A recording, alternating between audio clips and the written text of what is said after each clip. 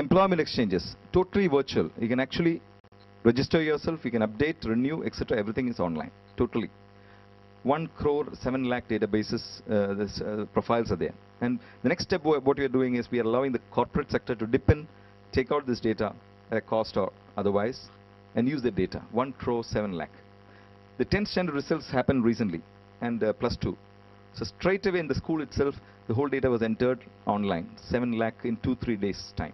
So it's a very online system. Earlier, what happens is, in an employment exchange, there will be 2-3 people, and there will be 3,000 people standing outside the employment exchange, because even if you're 1 inch ahead of the other guy, you're senior, right? In an employment exchange. Here also it's probably happening. So that's the most important thing. And civil supplies and consumer, a huge amount of computerization has happened. The only problem is the last mile. See, if you have services, then the citizen has to take it from the village. Many of the departments are doing it. If you take the police department, we are doing a project called Crime Criminal Tracking Network System, 108 crore project, massive, connecting all police stations, which means if you're having a problem in the field, you're having an accident, you want to file something on your mobile phone, you can file it, your FIR can go straight. That will be a first information report, which will be filed. So it's all possible. It's happening in another 3 months. We'll be launching that. It's called a CARES system. So huge amount of all these departments. I mean, commercial taxes. I mean, today out of 2,400 crores that comes every year, every month, I think 1,600 crores comes through this online system. And health, you can actually walk into many of these hospitals. If you're a patient, you get what is called a patient index number. You go in, the doctor does most of the things online. Everything is online. If you go into the injection room, she doesn't give an e-injection, but she looks into the screen and says, okay, this is a patient, this is the injection I have to give. Goes into the pharmacy, that's also online. Goes into the lab, that's online. And when you come out, you have an electronic record. It's much like a National Health Service in the UK, where you have, only thing is we have not introduced the MRI and the X-rays into the system. So you can walk into Tambaram GH and actually see this happening. And I'm just taking one example for your understanding. This is an e-district project. What we do is we study through, this is done by Wipro, as is study, and then we do a to-be study, how it should be, and then a government process re-engineering. So lots of, these are 50, 60-year-old, 100-year-old systems. So we used to have a system where, you know, the periodicals had to be sent. So one periodical says, has the elephant been used? We'll say no. So for the last 10 years, I think we've been sending that. Elephant has not been used. This is 50 years back, we had to say, because elephants are being used for removing certain things. So periodical is continuing, so our chap sends a nil report. No, elephant is not being used. So the pilot e-districts are these, and I was collector of this district earlier, Krishnagiri. That's where we have done this. And we've taken 4 departments. And just this is a flavor of what we have done. Revenue, social welfare, backward classes. The facilitator is information technology. The Tamil Nadu E-Governance Agency, LCOT, district collectorates. Application developers, National Informatics Center, and project consultants, Wipro. Huge amount of hardware has been supplied to these. And you have a situation where you can actually go to the state portal and apply online. What we are doing is something like an IRCTC. That is, you as a citizen, you are going in and you're filing your registering. You are registering yourself, and you get what is called a citizen account number, to be replaced probably by the UID later. So every time you go in, you just need to put your citizen account number, and your profile comes up, which means you don't need to type every time. So once you're registered, your book tickets history will be there. What did you apply for? You applied for a community certificate, you applied for a nativity certificate. What did you apply for? What is the status, etc. And actually, if you're applying for a community certificate, goes and lands right at the VO, Village Administrative Officer's desk. He does everything online. In the field, he does his verification. And from there, he transmits it online to the revenue inspector. From the revenue inspector, it goes to the Tahsildar, and Tahsildar issues a digitally signed certificate.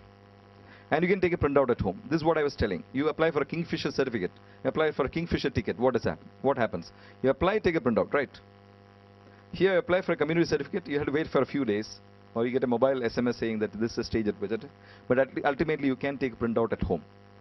This is the business intelligence software that's available for the collector, for the chief secretary, for the district secretary, the concerned department to have a look. These are the certificates we are issuing. I was very happy you showed the 2D barcode in your photograph. Somebody was showing. So the 2D barcode has been also incorporated, which means you just use your GPRS phone, Earlier, when I was a collector, when we were, even now it's happening. If some Jawan is there in a village in Jammu Kashmir and happens to be a Tamilian, and he happens to be a particular community, then we get a request.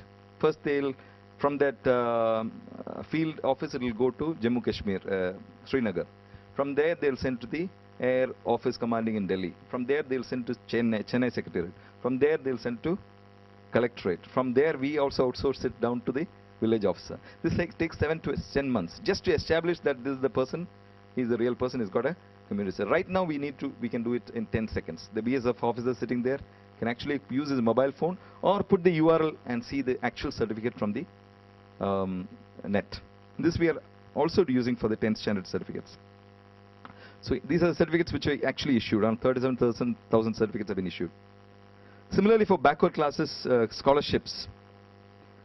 Now, scholarships, when you're doing a review, if you ask a district backward class officer, he'll say, "Ellam koduthachu." It's no way you can verify. Professor Cheyon, you'll be, Mr. Cheyon is a AR man, he'll be knowing this. But today we have a situation where you can actually see who got at what second in time. Which student? We have 3,76,000 students, 3,000 colleges, 30 district administration, 300 crores in one web-based loop. Isn't it wonderful? None of you clap, I say. Please clap. And that is just to wake you up, not to, give any accolades to me, no. Well, all of these certificates, poor women, marriage assistance schemes. Usually we give the assistance after the marriage is over. Here they come with their marriage invitation, and then you're supposed to give 25,000, 50,000, depending on the educational qualification, etc. And now we give it simply like the proceedings. It's very easy, actually. So some of the e-inclusion ideas, because this is about e-inclusion, the free laptop scheme which has been announced, probably in the first time in the world, state government is announcing 40 lakh laptops. And this year, before March, we are giving 9,12,000. And Honorable CM launched it day before yesterday. Professor Swaminathan was asking me, so what about it? Does it have content? Yeah, should not be like a pen without ink, right? So that's where you all are concerned, we are all concerned. So we are also including a lot of content into it. We can think about smart classrooms, rural BPOs, village panchayats. Why can't every village panchayat have a website of its own? And of course, mobile governance. This is a thrust area, sir. For your information, we have put 10 thrust areas. One is cloud computing. If you see our policy note, which is on the web again, mobile cloud computing, IPv6, IPv4 to IPv6 transformation, mobile computing. Then you have facility management system, asset management system, GIS, lots of stuff are there. So mobile computing is one thing which we are taking up with real great seriousness. We are working with a number of agencies. We would like to work with Professor J. Pareda and his team, because you are actually dealing with the grassroots. I just saw somebody, dealing with self-help group products. We used to have this website called ruralbazaar.com. So Rural Bazaar, they have all these items which are standardized and kept. How do they sell it? So they actually had a system where you'll have to send an email, and then they'll carry it on the backpack and bring it by bus and deliver it. So we had thought out a system where you can actually have a payment gateway, so that even a person abroad can also buy your self-help group products. I'm very happy that it's come in the mobile fold also. So most of the applications, if you see our policy, we are saying that most of our applications shall become mobile compliant. That's where I think designers have a job to do. So a lot of this stuff is happening, and the idea is, today, why corruption is happening is because there's an interface, right? You have to come to me for a certain thing. Suppose the interface is the net or the mobile. Then there's absolutely no way you can go and transact unless you pay through a payment gateway, right? A bribe. Now, as long as you can't do that, I think there'll be no system by which somebody can actually ask you for a transaction cost. It'll be there as long as human beings are there, but we can limit it. 99% we can limit it. Make all services available on the net. That's what we are doing.